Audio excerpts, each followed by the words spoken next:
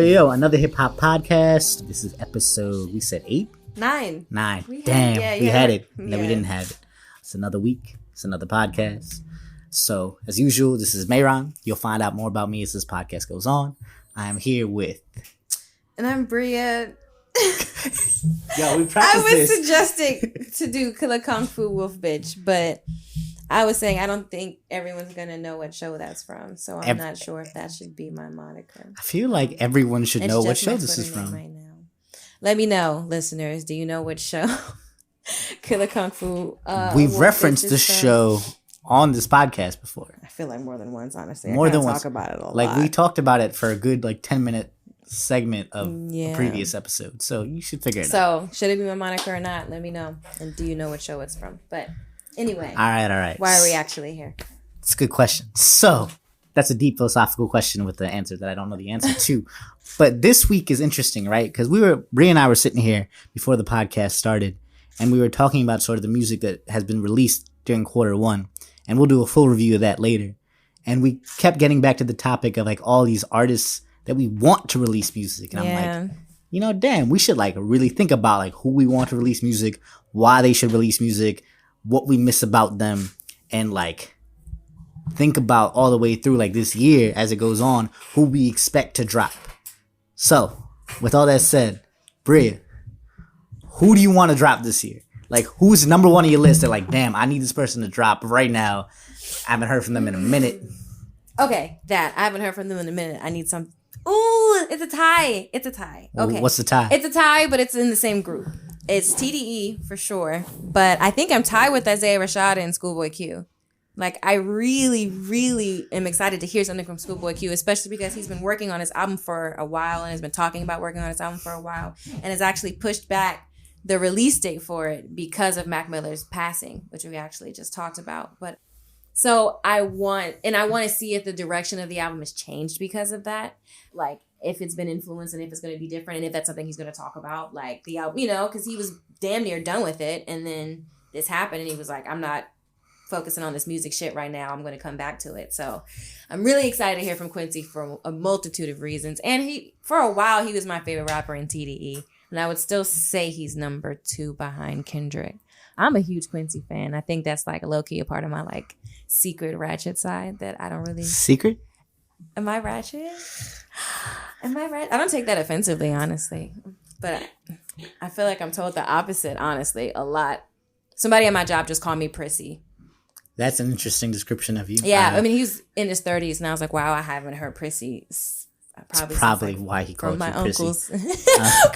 Probably because he is your uncle. But in any case. But anyway, so I'm super excited to hear from Quincy, but also Isaiah Rashad. And I kind of, for the same kind of controversial ways in certain aspects, because I know he's had a lot of interesting things going on in his life. And I know people at one point have kind of questioned, more than once have questioned his standing at TDE and what was going on with him, what was going on with his music. And I know it did come out at one point, I think around when his last album was released, that he had dabbled in drug addiction and stuff like that. He was hooked on Xans and shit like that and almost got dropped from TDE or whatever. And he had been an addict before and that being a whole thing. And then it kind of seemed like the same thing has happened. And he wasn't on the tour that TDE did over this past summer. What would he have performed? Things from a Civilian Demo and Sun's Triad? There were other people like Schoolboy Q who hadn't really dropped anything, but they were out here on the tour. So was Ab-Soul. When the fuck has Ab-Soul dropped something, especially something that niggas have given a fuck about? So what's wild about Ab-Soul is we always forget that Ab-Soul is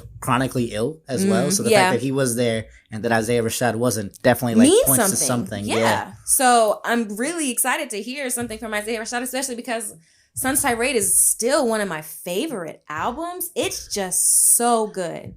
Sun's Tirade is amazing. Isaiah Rashad makes me nervous. Why? For a couple reasons, right? So Sevilla Demo is one of my favorite mixtapes of all time. Love arguably it. one of the greatest mixtapes of all time. Yes. Sun's Tirade is an amazing body of work. I don't know how and if he can live up to it. right? I think that's what he's struggling with. I think a lot of what Isaiah Rashad is struggling with is, yeah, sure, there's probably other stuff going on, but I think a lot of what he's struggling with is this music good enough, right? Or has he already given us what he can give us? Not even in the notion of just like topping himself, but like he is in one of the most influential rap groups of all time, and it's not a rap group to where like there is one clear, I think, star as far as popularity goes, but as far as talent goes, everybody in TDE is talented as fuck.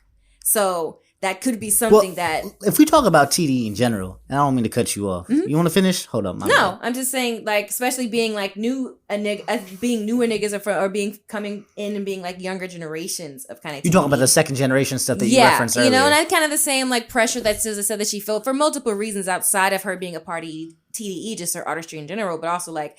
I mean, I'm next to Kendrick, I'm next to Quincy, I'm next to Top, and like I'm next to Punch, and like, you know what I'm saying? And now you have like, people like Reason coming out, and it's right. Like, so Reason put out a great album as well, right? And off TD. But the reason that I say Isaiah Rashad scares me is because Isaiah Rashad's standards for himself and standard that he set out is so high that like I don't know if what he puts out will ever live up to expectation because it's been so long. It's kind of like Dr. Dre and the Chronic, right? Like, you see what I'm saying? Like, because we've been hyping this up, like the underground has been whispering about Isaiah Rashad's next project for so long, and everyone's been waiting on it for so long. Can you deliver something that delivers on all the whispers and all the hypes? Like, is it even possible to listen to that, like, objectively without being like, damn, you've been gone for 3 years. This is all you gave us? I think it is. I don't think it is for everyone, but I think Isaiah Rashad is one of those artists that can do that. And... we hope, right? Right. That's our hope, and that's how we want to see him drop. Yeah. I would love to see Isaiah Rashad come out and drop by himself. Now, the thing about Schoolboy is, I want to see Black Hippie come back. So do I. Like, what? I'm cool with Schoolboy Q, like solo album and stuff, but like it. I like the way Schoolboy works with people. Yes, right. So I want to see Schoolboy back in a collaborative space. I want to see him doing collab albums. I want to see him like have a bunch of features and shit. Some of his best music. Yeah, this nigga kills features, and that's the thing, right? Them. So like, I definitely want to see Schoolboy drop for himself. Like he always puts out a solid body of work and shit. But more so than anything, I just want to see him just rapping again, right? Because some rappers actually rap better when they're just rapping for the sake of rapping. And there's a difference there, right? And I think that's what Schoolboy does best. He just be out here saying nonsense on the track and making it sound great. Like, I'm not looking for Schoolboy for a bunch of coded messages like Kendrick, right? But the thing is, I'm looking to him to like listen to rap music. I'm looking to him to like push bars and turn up. Exactly. To push the technical turn up as far as you can. And like, so, rest in peace, Biggie. We're recording this the week of his death anniversary. Fun fact, I was born the same day as Biggie, so I celebrate that a lot more than his death anniversary. But what Biggie did and what Schoolboy does, they do one thing similarly. And that thing that they do similarly is they make turn-up records that they rap really well on. Like, they push, like, the boundary of, like, what turn-up music could be. Exactly. Yeah. It's like, you could really get into their turn-up shit, bob your head, et cetera, get your bounce on. You can still be saying some shit. You can still be saying some bars while these niggas are, like, turning up. It doesn't have to be nonsense. And that's what I want to see back from Schoolboy, because he provides the best anthems for that shit. Yes. So yes. From TD, is there anyone else we need to drop this year? Or is it just those two?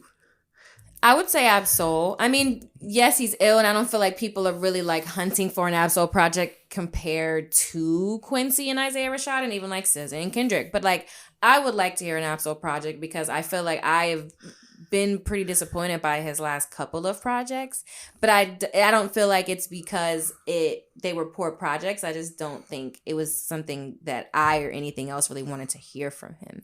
I think he makes music that like he kind of wants to make and doesn't listen to his audience at all. But I feel like hopefully that is turning the fuck around, especially because like I think Kendrick is one of the best rappers for like dancing on that line of like giving niggas what they want, but also like I'm still going to give you all these messages that I'm like here to give you because I want to give them to you. Ab-Soul is a conspiracy theorist rapper. Yeah. And he's good enough to be one. Yeah. Right? And I think I do want another conspiracy theory album from Ab-Soul. If it's good. But and not just like rabbit hole for no fucking reason, and he can do that quick. And then not even make any sense at the same time. And I think that was what I was frustrated with one of his last albums. Is like, do you fuck with women or do you not? Do you fuck with God or do you not? Like, I was just confused. Like, he works out a lot of his demons on the mic, which I can actually appreciate. I would like to see Ab-Soul do a couple of things. I would like to see him sort of take care of his health, number one. Yeah. But then number two, as he's like, you know, creating and like putting out this piece of work, like this mythical piece of work that we don't know is coming out, I would love to see him do like a revamp of his public image. Right. Yes. Like I'd be okay with an Ab-Soul album if I understood him better as a character. Right. If he came out and he talked about some of the conspiracy theories and talked about some of the shit that he was going through and he's putting out the music, and why he's so back and forth with shit, I would appreciate it much more, because a lot of it sounds like really good rap nonsense, right? One of the things Jay Electronica does so well, right, is Jay Electronica is a conspiracy theory rapper, right? Obviously. But the reason he's so good at it is because he frames it in a narrative and he frames it in a story. And so yes, Jay Electronica is a great rapper for rap's sake as well, just like Ab-Soul is. But that framing of the narrative and the story and like even the way he performs, like that shit all adds to the experience and allows us to sort of digest the conspiracy theory a lot more.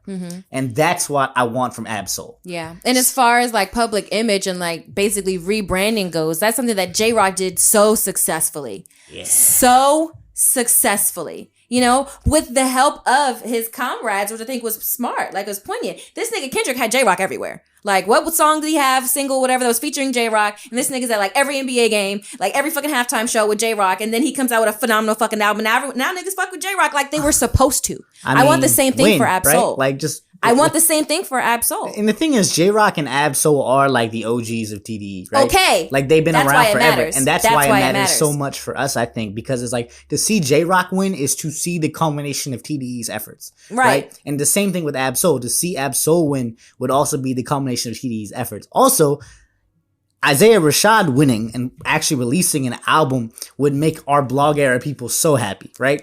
Because he was such a huge force in establishing what TDE was in that blog era and pushing them forward into this era. I don't think you get all of Kendrick's beautiful shit without, you know, fucking Isaiah Rashad being there and pushing that boundary first, right? And pushing that boundary simultaneously, rather. They came in as a crew. We want to see them like make it as a crew. Right. So that's one big crew in hip hop on the West Side. And we come back over here east in Dreamville. I mean, obviously we're all waiting on Revenge of the Dreamers 3 to drop and see this like a massive studio session they had with 1,000 people. Right. There's been so much hype behind this purposefully, which is a little bit surprising considering J. Cole. It is, but it's also so public. But it's also like not because of how he did it, right? He did it as a hip hop summit, right? And J. Cole loves hip hop summits, right? He loves like one of his favorite moments I know was going to the White House and talking to Obama. He likes like, you know, bringing people together, like his brunch, right? Yeah. He likes bringing people together for like family oriented events, yeah. And to him that felt like a family oriented event. So and I think you agree with me when I go on this ledge.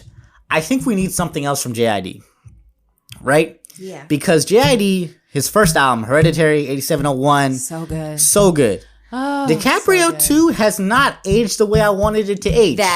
So it's not a matter, okay, a lot of people are like, what are you talking about? DiCaprio, this is great. Not that it's not good. It's good, right? Good. It's not as good as his first album. Okay. It is definitely a sophomore slump. So what I want to see is I want to see JID by the end of this year, or maybe like early next year, come out strong with a third album. Again. Which we know he can. And that's what was kind of disappointing with DiCaprio too, is like some of the deliveries and like just some of the bars were there more than anything. More than like, I really wasn't necessarily impressed with the production or just like that narrative of whatever kind of DiCaprio I don't understand his Leonardo DiCaprio narrative, and maybe it will be revealed as like more of these music videos get released, but I don't get it. Yeah. I don't understand like that. Was his favorite movie Titanic? I don't understand. And the thing about Hereditary is, or at least the way that I listened to it, is I didn't really get what the fuck it was about either. And even like the first time listening to it, I didn't like what the fuck it was about, but I know more about him, and the music was also really, really good. Nah, I think I got Hereditary, right? Hereditary was dope because a lot of it was relationship based, right? Yeah. He talked a lot about his relationships with people and women specifically,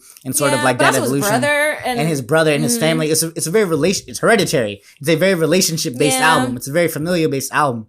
That first album, everyone's first album is always going to be like some of their greatest work, right? Because they've had their whole lives to work on it. But what we want to see from JID is like the ascent, right? We want to see that shit where like he keeps going up. And it's not because to say, he is that artist. Exactly. We all know that he is. And it's not to say that he took like, this was like a terrible album, etc., etc. This is to say like, all right, that was cool. Now, what you got next? Right. Because if he's able to clap back or, do better, then it's like, okay, he's taking his time. He's figuring it out. He's blah, blah, blah. And we've given other artists that leniency. But that comes after you have another project. I think in that same, do you want to talk about anybody else from Dreamville? Because I think there's somebody else that I could like. Oh, I can see the link happening. We'll come back. I want to make the link and then come back to Dreamville real quick. So go ahead. Do you know what my link is? Yeah, go ahead. Anderson .Paak. So we've spoken about this on our first episode. We were like, Anderson .Paak really took a step back with this Oxnard album. Mm-hmm. We don't know what it's about, et cetera, et cetera. So we were very excited when we heard that he has a third album coming out this summer, I believe. Yes. Mm-hmm. And we're very excited for Anderson .Paak to get back to Anderson .Paak. Yes, please. And he's somebody that I think, and I kind of mentioned about another artist, like Absol not listening to his audience. I think Anderson is one person that will completely listen to his audience. And not in a bad way, but who'll be like, damn, these niggas not fucking with me. All right, let me do this. Like, he is that nigga. You know what I'm saying? I think he'll also go back to listening to his band and himself more than he listens to Dr. Dre, right? Because, the thing is, with Anderson .Paak, what we're so excited about is the organic sounds that he was making. Oh my God. I was listening to Yes Lord today. And it sounds like it comes from him, and it sounds like it comes from his, gut. None of Oxnard sounded like it came from his gut. It just didn't sound like him. It sounded like him, like I said, trying to be something. And we waxed poetic about this on episode 1. So moving forward, what we want to see from Anderson .Paak, much like what we want to see from JID, is this third album that says, I needed my time to sort of learn some shit, take in some shit, and now here's my response to all of that, right? How you come back is so important. But let's circle back around to Dreamville real quick. So there's a couple people in Dreamville that we want to see drop for sure. Ari Lennox, who's a Maryland native or DC native. I believe Maryland native, but I could be wrong. Sure. DMV native. DMV native. Okay. We want to see her drop for sure. She's been riding off whipped cream and this Shea Butter Baby song for a minute. I wouldn't say riding because she had her moment with whipped cream. It was cute, and I think she followed that up with Shea Butter Baby, which is cute. But it's like, oh, I see your feeling is like, all right. Well, I keep looking for new music, right? I keep going to her page and be like, all right, does she have any other songs? She is that good. And that's why I'm so excited for her to drop. Yeah. Not only do I want to see someone from the DMV succeed, and she's succeeding on a level that a lot of DMV artists hasn't. She's part of a successful crew in hip hop. Yes. Right? Now, at least. Other than Wale and MMG, I don't know if a lot of DMV artists have done that. So even though I see Shy Glizzy, I don't really necessarily think is a part of a squad or a home team, but I see Shy Glizzy out here in everyone's background pictures for no reason. At fucking Vogue parties, at Jay-Z's he's a cool parties. Dude. He's a cool, I see you, Shy. Cool dude. But I see you on the networking tip, my nigga. You might, I see you. I just want to say I see you, my nigga. He's a cool dude. I see you. I think you say he was in that Meek and Drake's fucking video. Yeah, I see you, Shy. I see you, Shy. I just want to say that. Well, we want to see him drop too, I think. Because anytime... I don't even need an album. I just need some guest features. I just need some bars. I just need some bars every so often, a verse or so. Drop a little snippet. We'd be really excited for that. But Ari would be dope as hell for the DMV as a whole, and for her, we just like to see her finally release that project. Who else? So Boss released a pretty strong album last year, so I don't necessarily need anything from him. Lute, my boy Lute on Dreamville. He is not as well known as he should be. He's from North Carolina. North Carolina's Nas. He released a project called 1996. That was his first album. I need him to be let out the cages. He's secretly the best rapper on Dreamville. J. Cole will tell you this.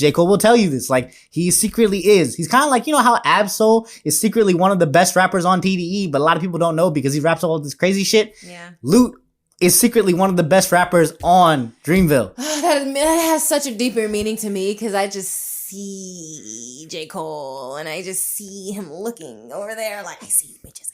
I see you bitches. Literally, that's where JID came from. Yep. But that's a whole nother episode. So, all right. So we got Dreamville and TDE out the way. We got Anderson .Paak out the way. So Tierra Whack is doing this really cool thing where she's releasing a song every Friday. I'm not really sure where she's leading us with this thing. All the songs have been fired. So. Yeah, they have been. I'm hoping it leads to more visuals. Does it lead to an album? Do you think she dropped is she just gonna drop an album of all the songs that she's dropped? I don't know. That will no, that would not. I don't think that would be cool. Actually, I thought you meant is she gonna drop all of these songs and then drop an album that would be dope. These songs aren't on. Yeah, that would be cool. That would be cool. But I don't know where she's leading. This song a week thing is very dope. But I would like to actually see you build up. I don't know where this goes. I don't know where this builds up to. Me neither. Maybe it goes to a collab. I think it. Especially the way that she has delivered her art to us. I think there is a bigger meaning behind it or a bigger point behind it. And I feel like there is going to be a delivery of something. I'm just not sure what it is. It could be like a visual thing or a combination of whatever the fuck. But I think it is leading up to some, or maybe a collaboration or something. So you keep mentioning collaborations. So one thing that I really want, and this is like, since we're talking about pie in the sky things anyways, one thing I really want is the Griselda compilation album. So I don't know if you guys remember, like The Rock used to do these like compilation albums where they'd have Memphis and Bleak and Beans and everybody would be on these albums. So Griselda, like, we talking Benny the Butcher, Euro Droog. I want Mac Homie to be back. There's a lot of like really dope New York rap up there that I really want to see all come together and do a compilation album of, because all their individual projects are dope. They give you bars, they give you bars, they give you bars, they give you bars, and they can bar you to death. I want all that in one place. So I really want like a compilation album of them in a way that I don't necessarily need it from a lot of other groups. If you don't know who Mac Homie is, please go do your Googles and listen to Earl Sweatshirt's favorite rapper. Like, Earl Sweatshirt literally said this, like, I think last year. He's like, yo, this guy is next. This guy is my favorite rapper. And that means something, right? So, but we're going to do an episode on them at another time. So, moving from compilation albums, one person that dropped a collaboration album last year that we're looking forward to dropping a solo album this year is JIDK, PG County's very own and its finest. I think he just dissed Logic, and I'm not really sure why. No. But we'll see. I think it's maybe more of a marketing thing. But he's been working on this album, Is Here Real, and he's been accepting Instagram DMs, like, encouraging him to finish it, like, for the past, like, 6 months, and it's been hilarious. Like, anything he's doing, let's say he's, like, you know, going to church, he'll get messages like, stop praying to God and start working on your album, and he'll, like, post them. Oh, yeah. Just as, like, motivation. So we'd really like to see that, again, for the DMV's own, and because I think we both really like him as a rapper. Who else you got that you really need to release this year? I actually thought you were going to say Freddie Gibbs. Because Freddie Gibbs dropped a phenomenal collaboration project. And he is set to drop one with Madlib, which I would still be considered a collaboration, obviously, but more Freddie bars. So Freddie with Madlib would be insane. Do you think that's ever going to come out? I would love it too. I don't know if that's ever gonna come out. Yeah. I feel like clearances and things like that is gonna get in the way. Maybe, but I don't know. But I just feel like Freddie Gibbs has been on his shit lately, and it would be so cool to know that he has been on his shit because he has had this like planned out this far, and like that's what it's kind of been feeling like, low key. Because I feel like what I like so much about some of his promotion for his own projects and this collaboration is like some of his videos and stuff like that just kind of seemed like they were an inside joke to him. And I'm like, what is this kind of... What do you mean? Some of his posts on just like Instagram and certain videos are like weird meme videos and stuff. And I'm like, it's funny, but I don't really... You think he's just chuckling to himself as he spreads out his timeline? And me being kind of the like low-key conspiracy theorist I am, I'm hoping that like there's something more to that. Like I'm hoping this like Madlib project is about to be some weird shit. Or it's about to like reference something or have like a theme in some way to where like he's kind of been like hinting this shit from like ever. And maybe even referencing it in the collaboration album or his other music, which would be fucking dope. But that's also something that I think artists are starting to take way more seriously now, you know, is the deliverance of their music, because they see other artists more so outside of this genre, like Beyonce and stuff like that, like kind of elevating the way that like they give us music. So I'm just hoping that Freddie Gibbs is onto some deeper shit, because that would be cool for me, but I'm not sure. Speaking of people, or artists that give us music in unique ways, I think we're both waiting on this Chance album that's supposed to drop in June and see how it actually turns out. I think a lot of us are nervous after Coloring Book. Yeah. I think that's weird I don't want to be that guy, but I would say I think real Chance fans, or people that were Chance fans before. You're being that guy right now. Yeah, I am. I think they're worried. I think there are other niggas like, oh, I love Chance and he's fucking great. And I think that's still the general consensus, but I think when you get into like real hip hop head spectrum, or people that were fans of Chance like before acid rap, they were disappointed in Coloring Book. I'm going to get on my soapbox real quick. I'm going to take out my imaginary soapbox and sit down. So, I am a real hip hop head. That is for damn sure. And I've been a Chance fan since 10 Day. So, I was not unhappy with Coloring Book, and I don't understand why everyone is. I don't get it. I like Coloring Book, but I like cute shit. And there's a weird space where hip hop doesn't allow cute shit sometimes unless you have a vagina. And even then it's kind of like how the cute has to be packaged correctly. But I like Same Drugs and I like Juke Joint and there's so many songs. I liked Coloring Book. Yeah, there's so many songs on Coloring Book where I'm like, this is a great song. I don't understand people's like. So I just don't think it was hip hop enough. Here's what I think. I don't think it was hippity hoppity enough. I think there's that, but I also don't think like people like Chance as a religious character, right? I think people like Chance. Acid Rap Chance because Acid Rap Chance was so like he was finding himself and so many people were finding themselves. It was so vulnerable. And he found himself on another side than a lot of the people that listen to his shit, right? Mm-hmm. So he found himself in church and he found himself in like the Holy Scripture. But a lot of people who were finding themselves with his mixtape found themselves outside of that or excluded by that. Mm-hmm. And so it's this really weird thing where it's like, well, Chance went to the other side. He went to the side where we're not accepted. And a lot of his listeners feel, I guess, some type of way. But what I don't understand is like, the man gave us very quality music with Coloring Book. And I've went to every single one of his tours where he's come to anywhere near DC. And every single time it's an amazing show. Such a good But here's what worries me more than Coloring Book though. Secretly, all the songs he's dropped in between Coloring Book and now have not been it. Like, Coloring Book's not what worries me. It's the Arthur shit that's what worries me. This is why you're here. This is why we're doing this together. Because that was the one point that I was going to bring up. The one point is like, Coloring Book was fine. And that was literally my only point was, I have no problem with Coloring Book. I thought it was fucking cute. I loved all the church, like, music references and stuff like that. I love that he found himself. Like, right. But even the music itself, I was still connected to because I was raised in the church. So even stuff that people were annoyed about, I was like, nope, feeling this. This reminds me of home. I'm with it. I'm following you. But everything that came out afterwards, and especially because it at one point, especially with those like last couple songs that he dropped with the little abstract cover art or whatever, what's just shapes. those songs, it seemed like he was trying to rap, which also disappointed me because they still weren't good songs. The thing is, Chance is not the best rapper out of his former crew, right? Yeah. Vic Mensa used to be the best technical rapper. Which is why he hated when Chance got bigger than him. Yeah, and also because now Vic Mensa's crazy. That's another whole situation. What the fuck is going on with Vic Mensa? So he released an album last year, and it was wild. Like, when I say it was wild, go listen to it not as like a recommendation, but listen to it as like something where you're just like sitting there and like trying to figure out what the fuck happened to this guy.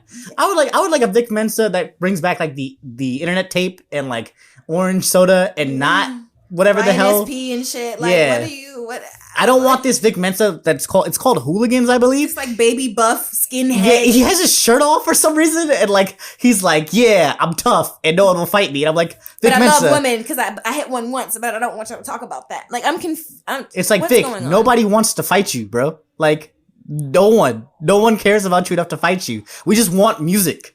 Just be regular. Anyway. Like, it's cool, right? Another thing I wanted to say about Chance, I am excited for Chance to drop a solo project, but also, I don't know why, and partly it just came up when I was doing research for this episode, but also, I mean, Chance is somebody that has promised a good amount of collab albums himself that never came out. Never happens, right? Like, never happens. So I'm hoping that we either get a Chance and Kanye project, which I think is more likely to happen. A Kanye-produced Chance rapping project. Yeah. No, niggas know at this point. I don't want to hear shit. We don't want to hear shit from Kanye. I don't want to hear shit from that nigga, and it has been like that for years. And niggas know me for that at this point. But like, we don't want to hear Kanye rapping. We want to hear Chance rapping and Kanye producing. Please, that I would love. But also, I would really love the Chance and Childish project. That I don't see ever happening. That is the new Chronic. Like, that's not. They're too esoteric. They're too busy. But what worries me about Chance is because he's getting this Doritos money, right? Because he's getting Target money. Like, he's getting real money now. And then he's low key a dad. So I feel like this is like the money that he wants. You know, like I can go record my commercial and go home and kiss my fucking wife and like tuck my kids in.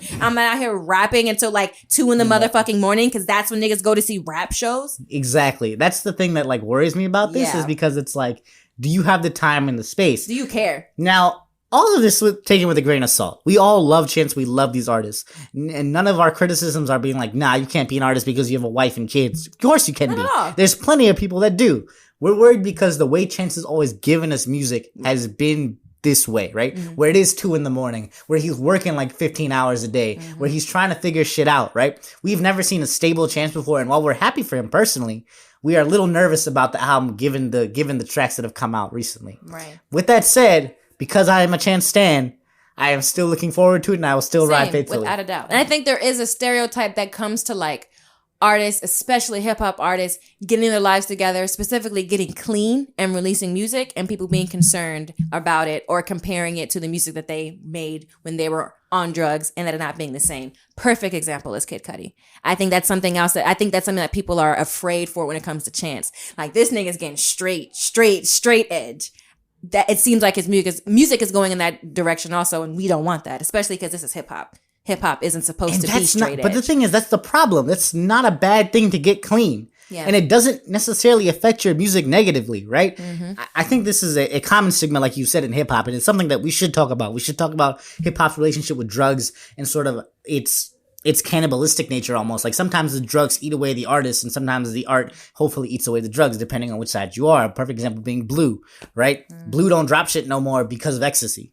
But in any case, the point being is, like, we're not worried because Chance is clean and has a wife and kids. We're worried because his recent tracks just haven't been good. Right. Yeah. But we want all artists and everyone who wants to get off drugs, we want you off drugs. Like, I think I can say that very safely as a fan. Like, if you are an artist and you came up and you had this moment where you were on drugs and you had all this struggle to go through, we'd love to see you get over it and keep just releasing dope music. Right. So, who else? Actually, Kid Cudi. That's a great example of someone that I want to drop, because I feel like now that he's done the Kanye collab, there's a monkey off his back, and he's free. Right? He has fulfilled his supposed owed debt to Kanye.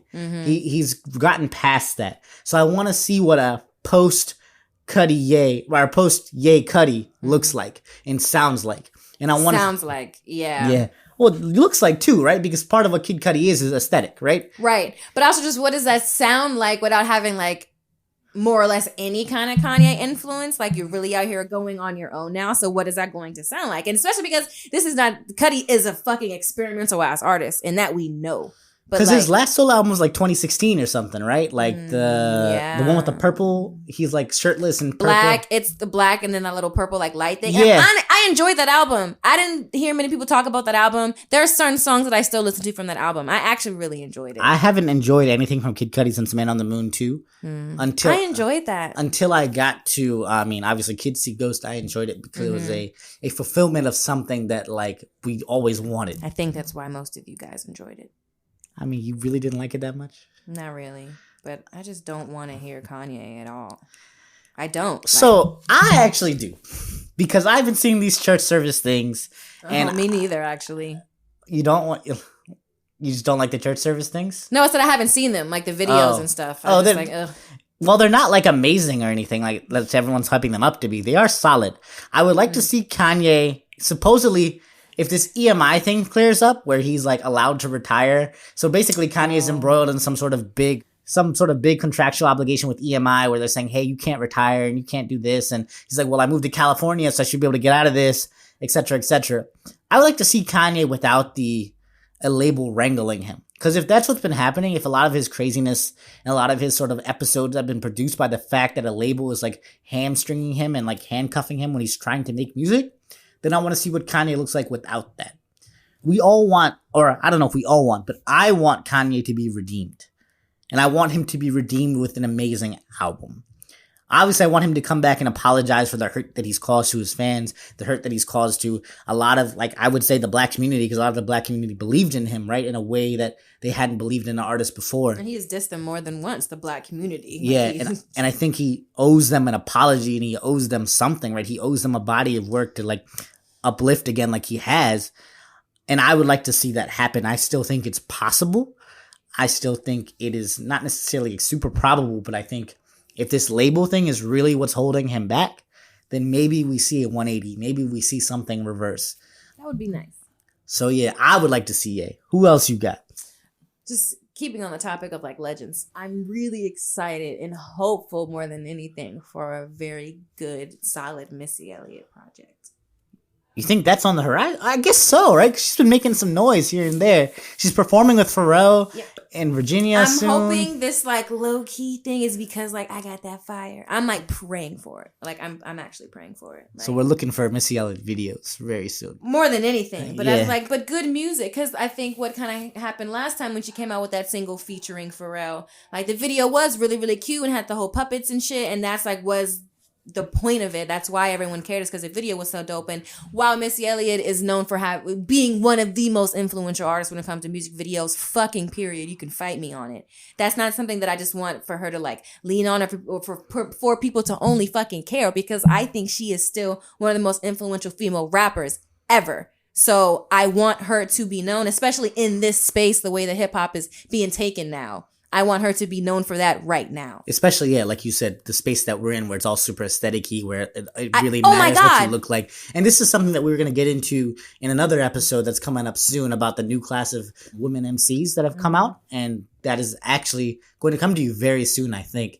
And we're going to talk about how they all derive, I guess, from Missy. Like, yes, we know who MC Lyte is. We know who Queen Latifah is. Very important to the history of, you know, women in hip hop. Mm-hmm. But like a lot of what hip hop is today in terms of how women present themselves. Especially aesthetically. And aesthetically is a direct correlation to Lil' Kim and Missy Elliott. With, incomparably. Like those two are like the giants that they stand upon. Yes. 100%. And like Kim gets that. Kim gets the fuck out of that. Kim gets like, the flowers, right? Yes. And I think Missy needs more flowers. Way. I'm tired of Kid Fury being the only nigga to like kiss her feet. Like she deserves it. Yeah, no, 100%. So I'm excited for that. So speaking of bounce back shit, which we were talking about a little earlier, like artists we want to see bounce back. I want to see Earl Sweatshirt do something other than I don't like shit and I don't go outside. Yeah. Because I thought it was cool, but it's not up to the standard that which I hold Earl. I think Earl had held out so long in giving us some music that he suffered from the thing that I was talking about earlier with Isaiah Rashad, where I'm like, well, Isaiah Rashad's been gone so long. When he releases something, how will it live up to the expectation considering he's been gone so long? What did you think about some rap songs? I thought it was cool. I just didn't like, it didn't move me the way his previous shit had. Yeah. Right? Like, his previous shit really, like, you know, everyone knows Earl's previous shit. Like, that stuff really had an impact on the way I thought about music and the way I thought about lo-fi in general, right? Because that's what Earl is. Earl is the GOAT of lo-fi. And I want the GOAT of lo-fi to come out with a GOAT of lo-fi album. So, for sure, I want that. Anyone else you got? Childish Gambino. Because I think he's the last person. He's who I would kind of round it out with as far as people who I want to hear from. I feel like he hinted again at having an album ready or having another album. I feel like he's one of those artists that is always like, I have an album just ready. And I low-key believe him. I think he's one of those artists that like, I think most artists that make music do have just so much music that they can just throw niggas an album if they want to. But I do feel like Childish Gambino was one of those artists to like, no, I have albums to give you if I want to. I have fucking moods to give you if I want to. And I do. So I would like them. I want Childish Gambino to get back to rapping though. That, right? Yeah. But I'm saying, so I want his rappy mood. I would like, you know, we've gotten so much funkadelic mood. We've gotten his like I'm artist an artist. mood. I'm an artist. Yeah, I'm tired of. Okay, we get it. You're an artist. You do a bunch of things. Okay, but it's like he's giving us kind of Atlanta, and I think he's through Atlanta. He's figuring out ways to like be his weird ass nerdy artsy self, but like still be more nigga, still like hit the niggas, and you know, like you know what I'm saying. I'm hoping he can like transfer that to his music, like, and I think that he can because he has before. The thing is, we know you can rap too. Okay, so do it. So just rap. And I think that that's the thing. I think this nigga gets high as shit and is in fucking Kauai, whatever the fuck he's talking about, and is high as fuck in the booth rapping his ass off. But I don't think he wants to give that to us because that's not the narrative that he wants to paint publicly. That's what I think too. Whack. Right? Stop it. Give me the bar. Stop being a bitch. That's really what I want to say, but I shouldn't say it, right? It shouldn't come from me. But my point is like about Gambino is exactly what you just said. Like, yo, we get that you can do all the 100 other things. We love you because you can rap. Right. Like, we love you because of cul-de-sac. Right. We know where you came from. Like, I was listening to Gambino's song of Royalty with Nipsey Hussle, Black Faces, the other day. And I'm just like, yo, this motherfucker can rap with anybody. Like, he's rapping with a Crip. And he's holding his own. Yep. I was listening to a song with the Kari Fo song today, like No Small Talk. That was originally off Stone Mountain. Yeah. Like, that shit That's what we miss from Gambino, right? Bars, please. We have it. We get it. You can do 1,000 things. Like, you've been dancing shirtless with no shoes on for a minute, so my guy. So just do the thing we want you to do for once. And please. do the thing that you know that you like fucking doing. Like, stop being so afraid to be a coon sometimes because you are, and be one. Okay. Yeah, no. Bring back Freaks and Geeks. That's essentially, I think, what we're saying, right? Bring that shit back. Bring that nigga shit back. And yo, so I think that's where we ended that shit out. But before we go, I want to make a couple things clear. Artists can do whatever the fuck they want to do, and they have the right to. And they have the right to, and when they want to drop, and how they drop, and all the personal shit that they deal with. Like, we know that shit is real.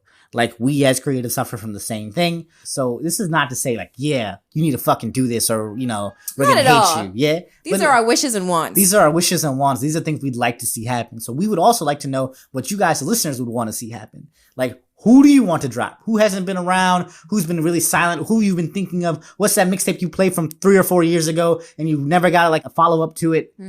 Like, and who do you think is like secretly? Because I think that's becoming more and more of a thing. Who do you think is like lurking in the shadows and is about to like pop back out with some fire? Like, I feel like that's becoming more and more of a thing. But that's cool because I feel like certain niggas that like kind of like might have been giving up are like, no, wait, I can still do this. Like, throwing one out there just to give examples. I would love for Consequence just to be like, bitch, I'm here. Yeah, that'd be great. I would fucking love it. I would fucking love it. And like, now would be the most perfect time, especially with all this Kanye shit going on, for him to be like, hey, half of the reason why you love this nigga so much right now, yeah, sitting here right now, that's actually, bitch, what? So give me artists like that. I would love to hear people's like ideas about that. Who do you think is lurking that's about to pop up and like shake everyone's shit? And today, I know we definitely forgot a lot of people because this shit was mostly off the dome. Yes. We decided to do this shit when we walked in here and we're like, you know what? I'm glad we did. This felt good. Yeah, this felt real good. So tell us if you want more episodes like this where it's just us like, you know, talking.